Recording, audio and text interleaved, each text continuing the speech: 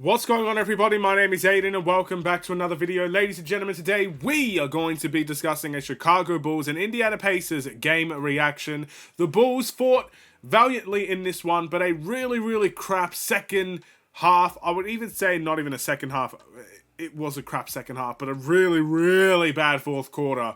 Basically sealed the deal in the Bulls' defeat as we lose in pretty comfortable fashion. Now, even though we lost in pretty comfortable fashion, this is still a game where I can look at and I can at least see elements of what the Bulls are trying to do. I could see a good first half. We had a very good first half. For a while there, we had the lead. But you know, we didn't play four quarters this time around. The Pacers just always seem to have our number, and today was no different. That a lot of guys that you don't expect to go absolutely bonkers on you, go absolutely bonkers on you. So without further ado, let's discuss it. Let's talk about, I guess, the Bulls and the Pacers in this video. But before we get any further, if you enjoyed the video and you want to see more from me, drop a like, drop a follow, and or subscribe if you are new. And let me know in the comments below your thoughts about the Chicago Bulls, their game today, and your player of the game as we lose this one 127 to 112. Now, based on some team statistics here that I think is very important, the Pacers made 9 more threes than the Chicago Bulls. They were 19 from 44 to the Bulls 10 from 33. So the Bulls didn't take many threes, but at the same time, they weren't making many of them either. So that's something to keep note of. Points in the paint wise, we did win, but you know how it is.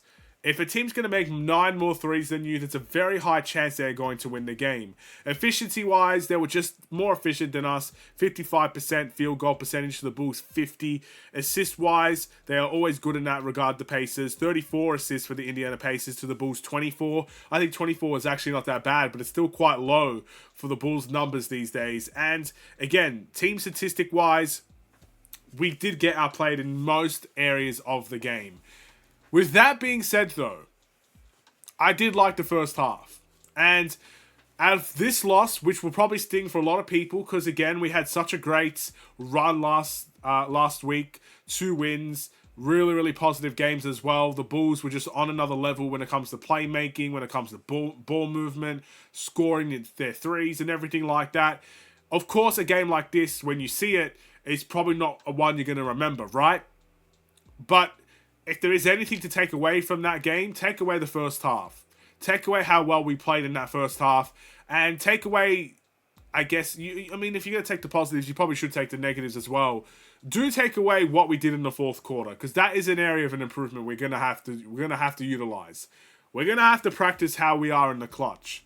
Now, that's not to say that the Bulls can't deliver in the clutch. Last season, I know it's a different team, but last season we did very well in the clutch.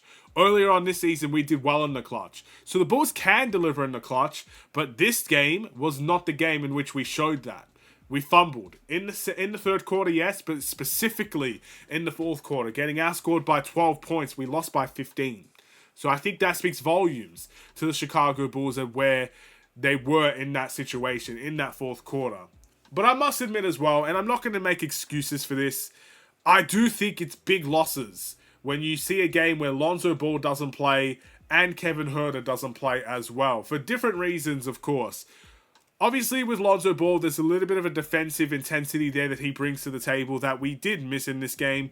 I didn't think we played awful defense, but it obviously isn't as good as when Lonzo Ball is on the floor. It's as simple as that. There's no other way to describe it, and that's just how it is. Like, the way that he can anticipate a play, the way that he can read plays, and he can guide players into specific plays. Those are all very valuable things to have, not only in a point guard like Lonzo, but in a defender.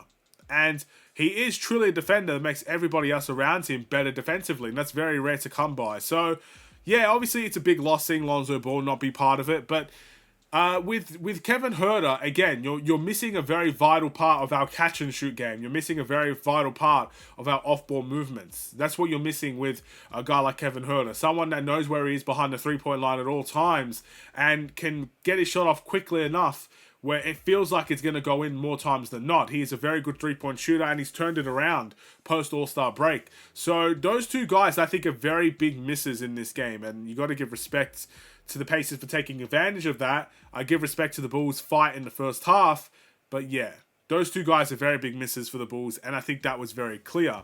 But I mentioned for the Pacers, guys that you don't expect to cook you cooking you. Well, to be fair, their starting lineup absolutely destroyed ours. Pascal Siakam had 20 points, 6 rebounds, 4 assists. Naismith had 27 points, 1 assist, and 5 rebounds. Miles Turner, 16 points, 6 rebounds, and 2 assists. Nembhard with 11 points, 4 assists, and 2 rebounds. And then obviously Halliburton, 17, 12, and 5. Yeah, they had good bench contributions as well, but their starting lineup ripped ours apart in more ways than one. That's not to say our starting lineup didn't do well. I mean, Bazelis had 18 points. Love that. Zach Collins, 16 points, another solid game from him. Love that. Josh Giddey, 18 points, 7 assists and 9 rebounds. Love that. Kobe White with the 26 points.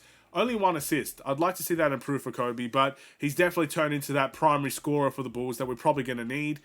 So again, we had players in our own right do well, but their starting lineup just went absolutely berserk. Their bench, I think, outscored ours as well. So there are key areas in the loss there that we got to focus on. With that being said, who's my player of the game? Do I give it to the scorer, Kobe White, 26 points today? Do I give it to the guy that got a near triple-double again with Josh Giddey? Do I give it to the rookie Bazelis for having another great game in his own right? There's a lot of choices there. I am going to say this in the most unbiased way possible, but once again, my player of the game is Josh Giddey. I think he makes the biggest difference when he's on the court, and it's as simple as that. Kobe White scored the ball very well, and you know what? On any given night, that game is deserving and worthy of a player of the game status. He was great in that regard. And I even love the fact he was crashing the glass today. As a guard, I think that's very important to see a guard grab 7 rebounds. But you know what? In saying that, Kobe White was our only plus-minus guy as well. Do I change my mind here? I was looking at the plus-minus.